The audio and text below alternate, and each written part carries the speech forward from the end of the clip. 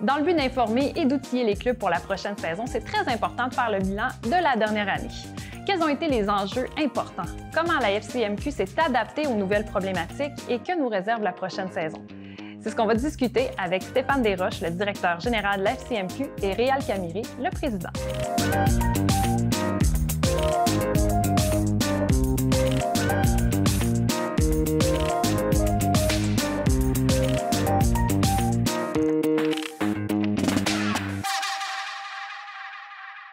Réal, Stéphane, on est ici pour faire un peu la rétrospective, le bilan de l'année passée. C'était quand même une belle année qui était remplie de plein de défis. Je pense que la permanence et la FCMQ a dû s'adapter à cette saison un peu spéciale. Surtout avec la situation de la COVID qu'on a vécue. Il a fallu implanter tout un système de télétravail.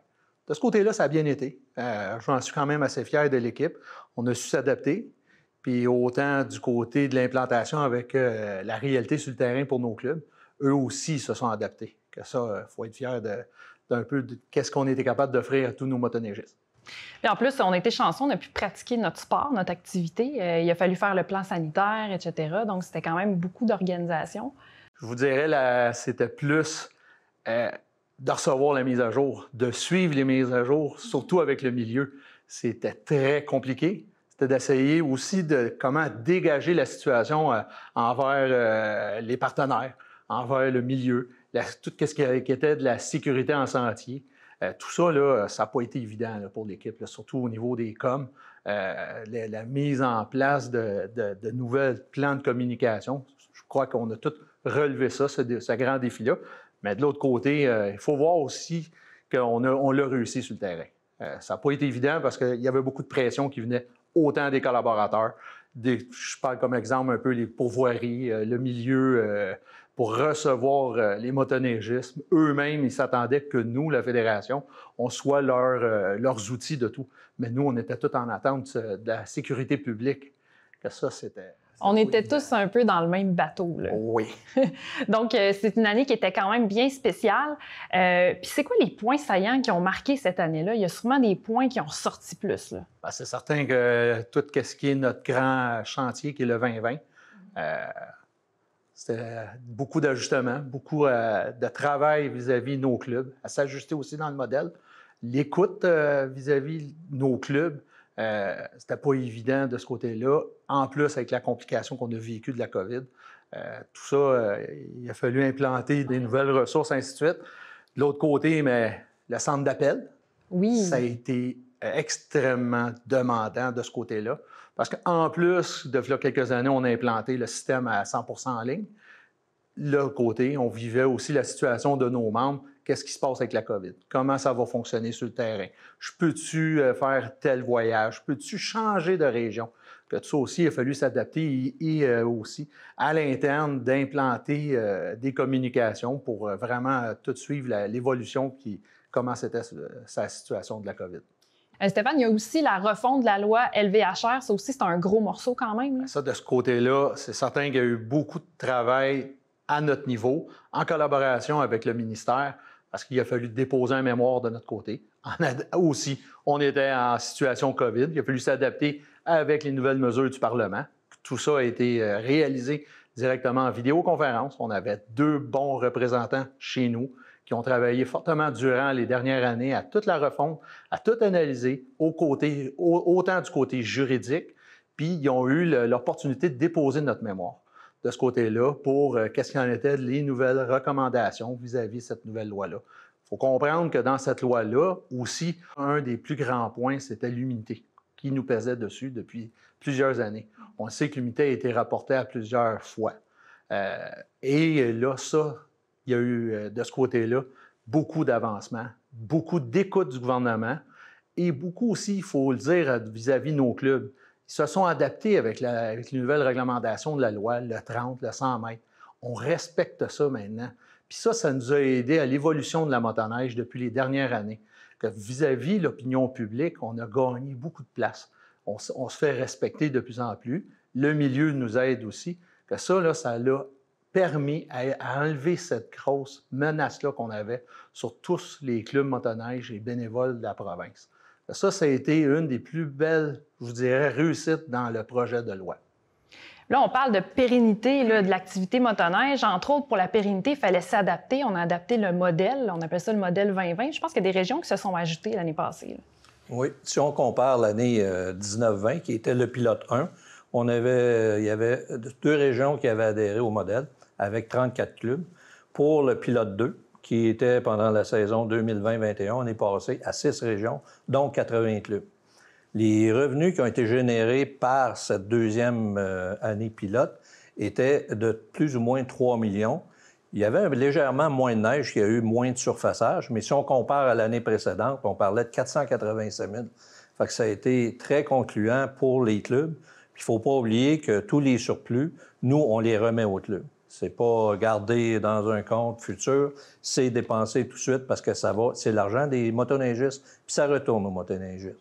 Fait que ça a été très concluant, puis on est très, très emballé pour la prochaine pilote 3, qui est en démarrage. Fait que on est bien confiant que ça va très bien aller avec le pilote 3. Donc, la phase 1 va bien, la phase 2 se passe bien. Il y a toujours un peu de discussion autour du sujet du modèle 2020, mais là, ça semble vraiment très, très bien fonctionner. Là. Oui. Oui, vois-tu, si on prend après le pilote 2, on a réussi à subventionner avec le programme d'ADEC Canada et le programme les surplus que je viens de mentionner, on a subventionné 31 surfaceurs. Et si on reprend dans le cours de l'année, il y a eu le programme standard pour l'achat de surfaceurs qui comprenait l'aide financière du MTQ et les surplus accumulés qu'on a eu du pilote 1 et 2. On en a rajouté 19. Fait que dans la dernière année, on a fait l'acquisition de 50 surfaceurs. Quand on sait que le coût moyen pour l'achat d'un surfaceur, c'est 360 000, fait qu'on a réussi à faire bénéficier beaucoup de clubs avec des nouveaux surfaceurs. Là, bien, ça va plaire à tous les bénévoles qui travaillent puis qui font en sorte que l'organisation existe puis qu'on puisse profiter des 33 000 km de sentiers. Qu'est-ce que la FCMQ fait pour remercier les bénévoles, pour encourager les bénévoles? Les bénévoles, ça, c'est la source même c'est notre base. Si on regarde depuis le début, les bénévoles, s'il n'y aurait pas de bénévoles, il n'y aurait pas de sentier. Il n'y aurait pas de club, puis il n'y aurait probablement pas de fédération.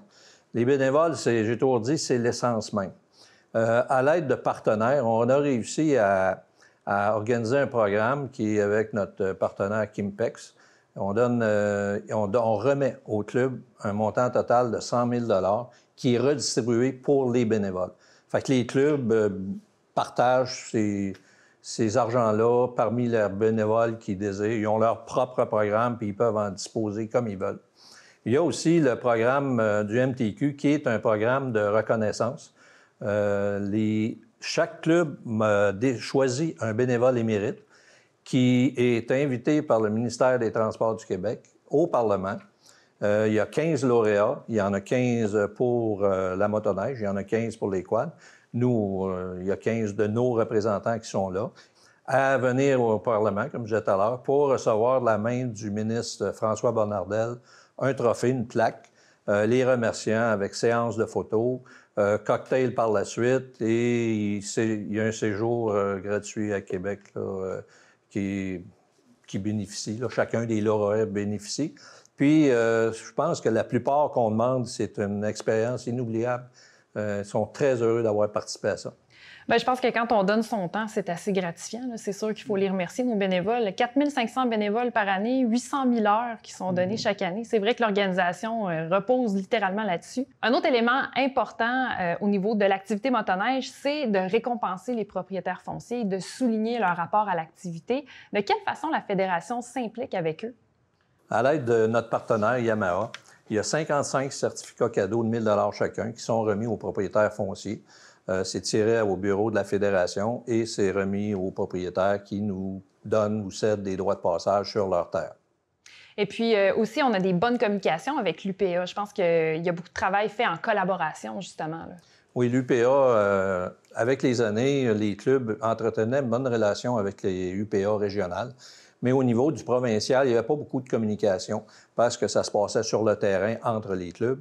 Mais depuis l'automne dernier, on a développé une relation avec l'UPA provincial. On a rencontré M. Groslot, qui est président de l'UPA, et ensemble, on a établi des démarches pour que nos départements de communication travaillent ensemble pour amener de la signalisation ou des directives aux motoneigistes pour qu'ils respectent les droits de passage au niveau des producteurs agricoles. Donc, on a vu passer plusieurs campagnes là, contre la délinquance, entre autres. Là. On aura le plaisir d'en reparler peut-être un petit peu plus tard. Mais il y a un autre pilier important, c'est la permanence de la FCMQ. Il y a beaucoup de gens qui ne savent pas ce qui se passe dans les bureaux, c'est quoi les départements, comment ça fonctionne, c'est quoi la mission de la permanence? La mission de la permanence, c'est de soutenir surtout les clubs et les bénévoles. Nous, l'argent qu'on reçoit, c'est l'argent des motoneigistes. Fait que ces argents-là, il faut qu'elles soient distribués de façon responsable. Et la permanence travaille là-dessus là, au niveau des différents programmes. Stéphane, est-ce que tu pourrais m'expliquer un peu comment ça fonctionne dans les départements au sein de la Fédération? Belle opportunité que tu m'offres présentement. C'est certain que on parle d'une permanence, on parle de toute une équipe. Il y a une équipe de direction. C'est certain qu'on a une équipe aussi de qu'est-ce qu'il y en est de la comptabilité. Mais au-delà de ça, il faut qu'on ait des personnes ressources parce qu'on va gérer de gros dossiers, surtout au niveau juridique. La loi. Tantôt, j'en ai expliqué. J'ai expliqué de la loi. Ça prend du monde en arrière qui ont toute cette... comment je pourrais dire?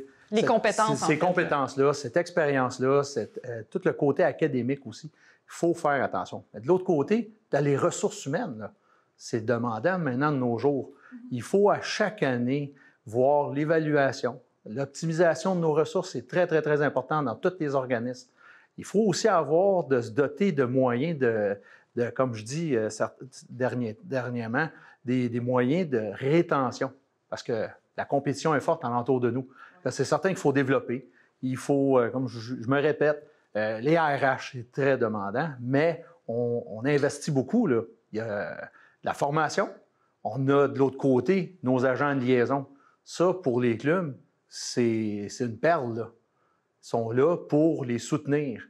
Tout ce qui est les demandes environnementales, les permis, ainsi de suite, c'est rendu un fardeau épouvantable pour les clubs. Mais de l'autre côté, les agents de liaison, de leur bord, ils ont besoin d'avoir aussi des collègues de travail qui vont les soutenir vis-à-vis nos partenaires. Quand je dis partenaires, tous les gouvernements, les ministères, ainsi de suite, ça prend des liens, ça prend des façons de communiquer. Et on a tout développé ça depuis plusieurs années et on maintient ça. C'est certain qu'on se fait dire la grosse machine, mais il faut se dire que la machine est là pour nos clubs. Il faut les accompagner. C'est ça qu'on fait. C'est ça notre mandat présentement. Que ça, pour moi, je trouve qu'on a une très belle équipe. L'autre côté aussi, les communications. On est établi, on est rendu en ligne. Je l'expliquais tantôt. Ouais. Il y a un soutien aux motoneigistes qui est hyper important de notre côté. On a établi tout ce qu'il y en est, le service à la clientèle. Veut pas. On est la référence, il faut se le dire. Là. On est la référence de la motoneige à grandeur de la province, mais même encore, on est un modèle étudié, regardé à travers le monde. Que de tout ce côté-là, il faut trop qu'on performe. Ça, mais l'image est importante, il faut le dire aussi, parce que de bien paraître, c'est une chose, mais d'avoir une organisation qui est solide, avec des bonnes bases, qui a une image au niveau des communications qui est bonne pour avoir justement attiré des gens, du tourisme, puis après ça, être capable d'aller négocier avec le gouvernement et tout ça, c'est un ensemble de choses. Il faut savoir travailler au niveau des ministres, les cabinets. On a une belle écoute de ce côté-là. On est très respecté avec nos partenaires. On a aussi tout le volet sécurité qui est important parce que, on va aborder le sujet un petit peu plus tard, mais la délinquance puis tout ça, là, ça a été quand même un problème l'année passée. Mais au niveau de la sécurité, ça reste un département qui est hyper important. Là. Bien, la sécurité, ça a toujours été important à la Fédération. Il faut être fier de nos agents sur le terrain. C'est pas évident. Moi, comme je dis souvent aux motoneigistes, remerciez-les. Ils sont là pour faire de la sensibilisation. Ils ne sont pas là juste pour faire de la réprimande. Là. Ça, on a le haut corps policier. Puis quand on est rendu dans un mode de réprimande, peut-être tu le mérites au niveau des motoneigistes. Mais de l'autre côté, là, nos bénévoles qui sont là en sentier, qui font juste surveiller, puis qui vous font des messages, remerciez-les. Là. Ils sont là dans le sens de garder nos droits de passage. C'est hyper important. Là. On rentre dans des milieux urbains. On n'est pas là pour créer des pertes de droits de passage, parce qu'un droit de passage pour le club, pour le bénévole, c'est un fardeau, là. C'est épouvantable de ce côté-là. Que c'est certain que le niveau de la sécurité, faut être fier de eux. Donc, si je résume, la permanence, elle sert à faire la promotion de l'activité motoneige, à faire le lien avec les gouvernements. Elle est là pour le motoneigiste aussi. Puis, il faut toujours se mettre à jour, hein? Le site web, e-motoneige, les applications. De quelle façon la fédération se tient au-dessus, là, se tient à niveau? De plus en plus, les joueurs viennent chercher l'expertise chez nous. Ça, c'est certain. Qu'est-ce qu'il y a dans les communications? On est toujours à l'affût de l'évolution de la technologie. Présentement, on a l'application. On change de fournisseur cette année. On va être rendu avec un nouveau fournisseur. On a l'intention aussi de la faire évoluer, cette application-là. Ça, c'est certain que l'année prochaine, on veut développer de nouveaux outils pour accompagner encore mieux le motoneigiste en sentier, ainsi de suite. Même avec les partenaires, parce que les partenaires sont intéressés à greffer des moyens aussi d'accompagnement, des outils d'accompagnement aux motoneigistes vis-à-vis les parcours, les hôteliers, ainsi de suite. La même chose de notre côté au niveau du site Internet. On est dans une refonte. On veut aussi penser à nos clubs dans la refonte. Les clubs, de plus en plus, eux, ils ont leur propre site Internet, mais on veut les aider à essayer d'atteindre le même niveau que nous, on a. Ça, c'est important. Puis ça coûte extrêmement cher. Que de notre côté, on a cette facilité-là de dire, on a l'équipe aussi au niveau marketing. On a des professionnels. Ils sortent de l'école dernièrement, ils arrivent avec les nouvelles outils, avec les nouvelles technologies. C'est le temps d'en profiter. C'est le temps d'en profiter. On est aussi bien d'en profiter à nos clubs aussi, là, dans ce sens-là, des accompagner. Parce qu'eux-mêmes, là, ils sont fiers de ça, d'annoncer sur leur site Internet que ça en a des réseaux sociaux. Puis il faut leur donner tous ces outils-là. Tu sais, la vente de droits d'accès qui arrive présentement, pour eux, ils ont besoin d'avoir des outils de dire pourquoi le droit d'accès est rendu à tel prix. Pourquoi on a un réseau de 33 000 km? Pourquoi qu'une surfaceuse coûte aussi cher? Que ça, là, on va tout leur fournir ça. C'est ça, on parle de coffre à outils chez nous. Ouais. C'est ça qu'on a besoin de leur offrir. Puis ça, c'est ça que ça fait la permanence. On a toute une équipe professionnelle dans ce sens-là. Donc là, tu sais, aujourd'hui, on fait le bilan, mais il y a quand même un futur. Puis en faisant le bilan, on prépare déjà le terrain futur, là. Toujours. Je ne sais pas lequel de vous deux va me répondre, mais si on passe au volet sécurité, c'est un enjeu qui est hyper important. Puis là, bien justement, il y a quelques données que j'aimerais mettre peut-être en lumière. On parle de 68 droits d'accès qui ont été vendus cette année en sentier, 162 constats émis par la police, 427 billets de courtoisie, 37 116 km qui ont été parcourus par les agents, puis 37 792 contrôles qui ont été faits l'année passée, en fait. C'est quand même pas mal, hein? On n'a pas idée de l'ampleur des kilomètres parcourus à chaque année par ceux qui font la surveillance et tout ça. C'est quoi votre opinion là-dessus? Vois-tu, là, ce que tu viens de mentionner comme statistiques proviennent des agents fédérés. Oui. À la fédérée, on a 120 agents provinciaux, c'est-à-dire qui patrouillent l'entier territoire du Québec. En plus de ça, bien, il y a aussi les agents de club. Chaque club est tenu d'avoir au minimum 2 agents de sécurité sur leur territoire. Ils ont à peu près 1080. On parle d'à peu près au total, un grand total d'à peu près 1200. Mais ce qu'on vient de mentionner, là, pour 120 agents fédérés, c'est beaucoup de travail sur le terrain. C'est certain que l'an passé, avec l'augmentation de motoneigistes due au COVID, les gens sont revenus à la motoneige. Et il y a eu malheureusement un peu de délinquance au niveau des sentiers. On en a parlé tout à l'heure. On a eu certaines plaintes de producteurs agricoles sur leurs terres que les gens ont sorties. Fait qu'on a mis une emphase avec nos agents et au niveau aussi avec la Sûreté du Québec. On appelait ça l'opération Impact. Ils ont ciblé des territoires plus problématiques. Ouais.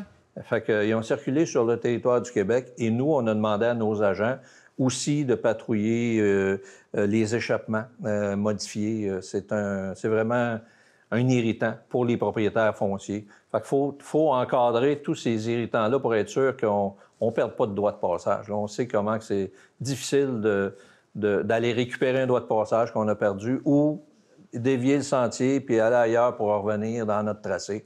Fait que c'est très important là, que notre équipe puis qu'on travaille conjointement avec la Sûreté du Québec.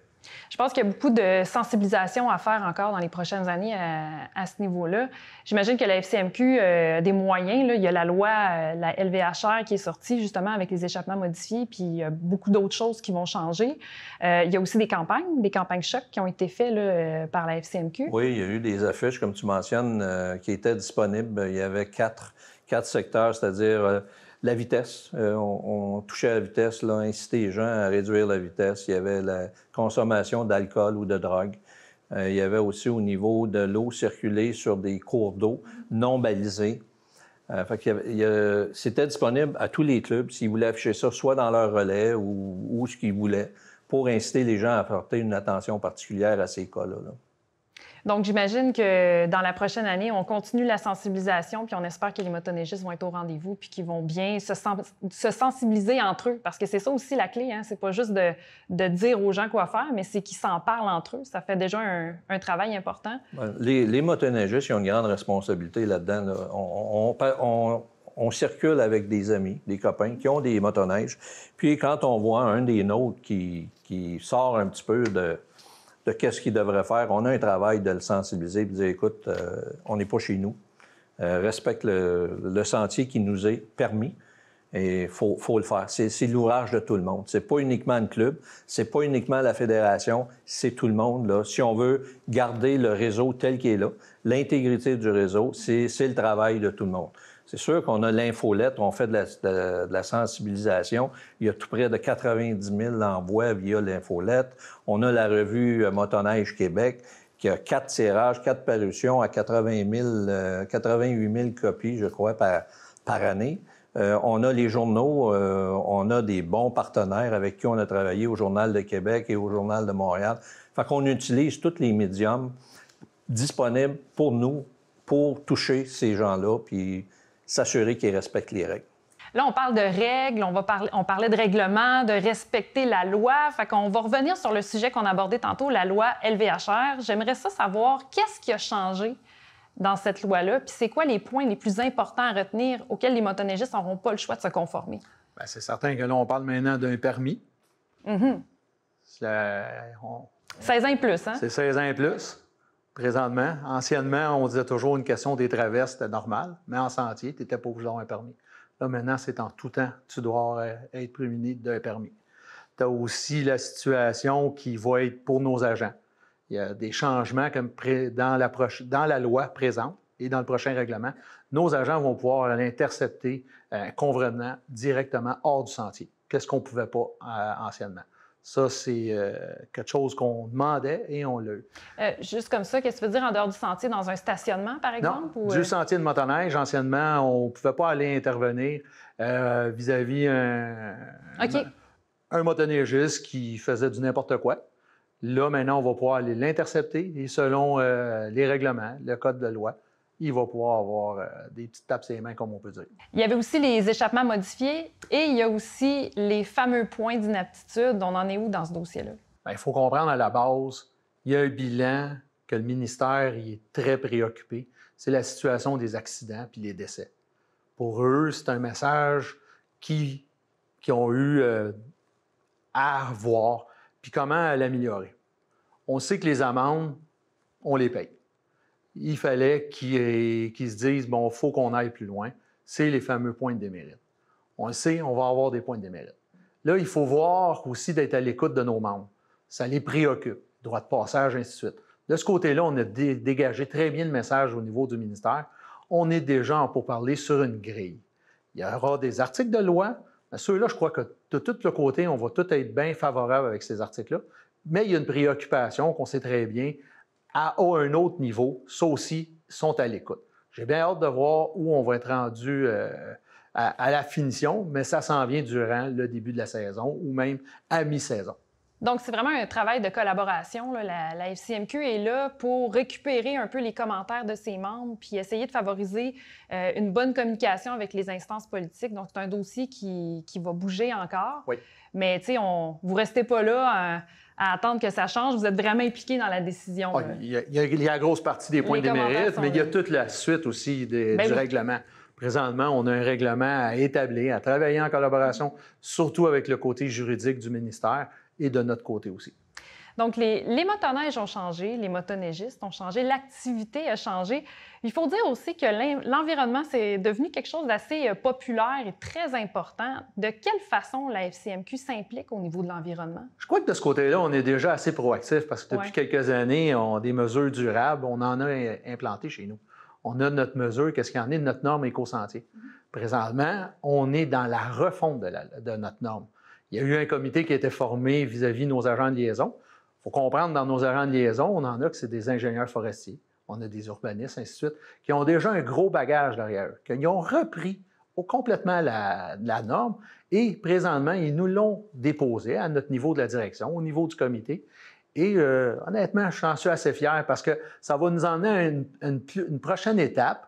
Puis devant le milieu, que j'appelle, que ce soit nos partenaires, les gouvernements, l'environnement, ils vont se dire « Wow, comme fédération, là, on est très préoccupé au niveau de l'environnement. » Il faut faire attention, on le sait. On suit ce qu'il y en est du RADF, on n'a pas le choix. Alors, on doit faire extrêmement attention à nos cours d'eau, ainsi de suite. Que de ce côté-là, je peux dire qu'on est très, très, très déjà proactif. Bien, il faut dire que les machines ont changé aussi. Les motoneiges sont beaucoup moins polluantes qu'ils l'ont déjà été. Donc, à un moment donné, bien, il faut s'adapter aussi au niveau des opérations. Puis je pense que c'est excellent de le faire. Bien, ça, c'est certain que de ce côté-là, oui, ça s'est amélioré. C'est ça aussi qui nous a enlevé l'humidité. Les partenaires, ils ont été très à l'écoute. Oui, puis là, présentement, on s'en vient avec quelque chose de nouveau sur les réseaux. L'électrification, c'est quelque chose que moi, j'ai beaucoup à cœur. Déjà là, on travaille présentement avec les partenaires de voir à créer des réseaux, des parcours avec, dans certains secteurs, il va y avoir une question d'implantation de bornes, mais ça, c'est pas à notre niveau. Je peux déjà vous rassurer, les clubs, c'est un mandat que le gouvernement s'est donné. Il faut se dire que le gouvernement, s'il s'implique dans ce sens-là, c'est qu'ils ont à cœur la motoneige, puis de garder la motoneige vivante. Ça, c'est quelque chose que je trouve qui est vraiment très intéressant, surtout pour l'avenir. Bien, je me suis entretenue justement avec le ministre François Bonnardel l'hiver passé, puis il me parlait justement de l'électrification des motoneiges et tout ça, puis je trouvais que c'était un projet qui était hyper intéressant, puis il me disait que le gouvernement était très impliqué au niveau de ces projets-là, puis que c'était l'avenir. Donc, j'imagine que la FCMQ, on n'a pas le choix d'être un peu dans la loupe, là, tu sais. Oui. Je passe à la question suivante. L'industrie de la motoneige, c'est plus de 3,3 milliards de dollars chaque année que ça engendre économiquement. C'est quand même assez important. De quelle façon on fait la promotion de la motoneige? Le tourisme, c'est important, là. De quelle façon on le fait à la FCMQ? Bien, ça, le tourisme, là, on sait que la COVID, on a eu un tourisme à l'interne. Spécial. Au niveau provincial. Il y a eu une augmentation du membre. C'est certain qu'il y en a qui ne pouvaient plus sortir, aller en Floride, disons, qu'ils sont revenus motoneigistes, membres de la fédération. Ils ont vu comment ça s'est amélioré, puis ça, c'est grâce à tous nos bénévoles. De l'autre côté, mais là, les frontières vont réouvrir. On veut accueillir nos Américains, nos Ontariens, nos Français, ainsi de suite. Que c'est certain, du côté des campagnes de marketing, aussi, on a une grande collaboration qui est l'Alliance touristique. On travaille de concert avec l'Alliance touristique. On a tous les partenaires, nos ATR, les ATS, ainsi de suite. On est bien encadré du côté pour accompagner nos touristes. Stéphane, t'en parlais tantôt, il y a eu beaucoup de nouveaux motoneigistes cette année, puis la FCMQ a produit un guide du nouveau motoneigiste justement pour essayer d'encadrer ces nouveaux motoneigistes-là. Tu sais, quand je te parlais tantôt dans l'équipe, il faut être assez proactif. Oui. Mais là, on voyait qu'est-ce qui s'en venait, puis il fallait se dire, bien, faut pas manquer ça. Oui, on a annoncé un guide. Il est sur le site Internet. C'est un outil que je dis souvent, c'est un outil qui est vivant. On va l'ajuster. Puis on permet à tous les motoneigistes d'aller en prendre connaissance. Oui, c'est un beau guide, puis on va continuer à le faire évoluer. Oui, puis bien, on espère que les motoneigistes qui ont remis un peu leur habit de motoneige cette année vont être de retour l'année prochaine pour profiter des bienfaits de l'activité motoneige sur la santé. C'est certain. Qu'est-ce qu'on entend présentement? Le carnet des ventes est plein. Oui. On est pas mal certain qu'on va avoir encore pas mal le même nombre de memberships à l'entour de la province et ainsi de suite. Donc là, on fait des bilans, mais c'est important de se tourner vers l'avenir.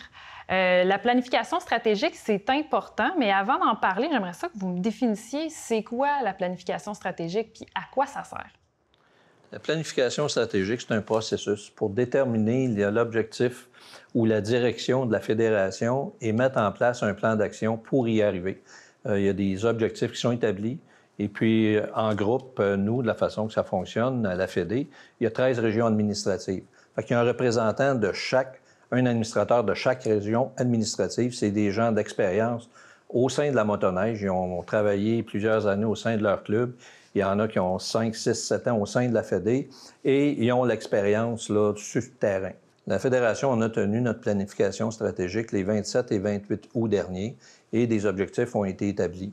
Fait que là, on va les mettre en place pendant la saison, les saisons à venir, parce qu'elle est répartie sur une période de 5 ans. OK. Puis ça, c'est pour prévoir quoi? Le côté opérationnel, la direction? Tout, la direction, l'opérationnel, ça demeure la tasse de thé de Stéphane. Nous autres, on lui donne les lignes directives et lui s'assure de les mettre en application avec la permanence. Ça n'a rien à voir avec le modèle 2020, il faut bien le dire. C'est deux choses qui sont complètement différentes. Donc, la fédération sert ses membres et pour servir ses membres, elle doit savoir où aller. Donc, c'est à ça que ça sert. Là. En plus du modèle 2020, il y a aussi l'aspect du bénévolat et la relève du bénévolat. C'est très important. Et puis, il n'y a pas de cachet, il existe un petit peu une pénurie à ce niveau-là. Et les gens actuellement en place, les bénévolats, bien, ils vieillissent.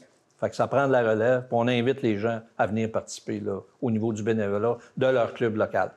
Oui, puis on en a parlé justement un peu plus tôt, là, que le bénévolat, c'est quelque chose qui t'apporte. C'est vraiment gratifiant de faire du bénévolat. C'est sûr que c'est un enjeu qui est assez important là, de recruter.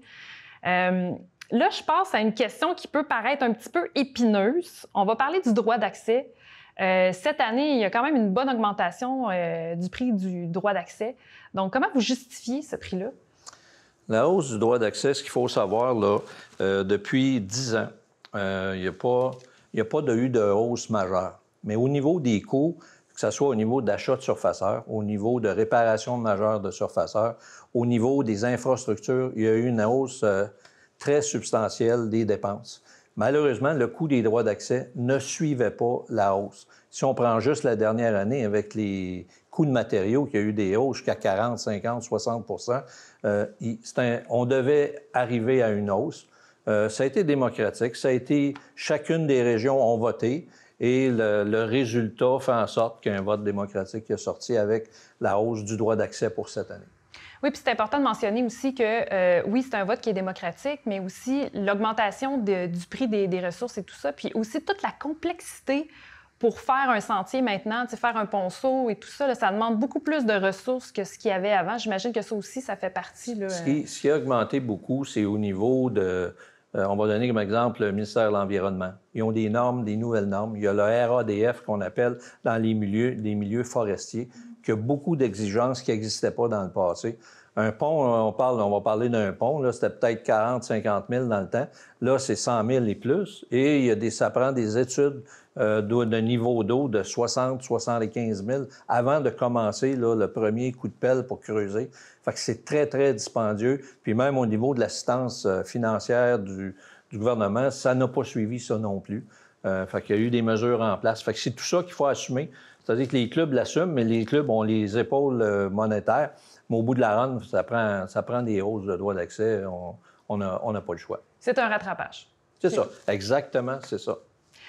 Pour terminer, on a parlé beaucoup du passé, mais ça serait bien de faire une petite prévision sur la prochaine saison. Comment vous la voyez, cette prochaine saison-là? Est-ce que vous avez déjà pensé à comment elle va se présenter? C'est quoi les projets?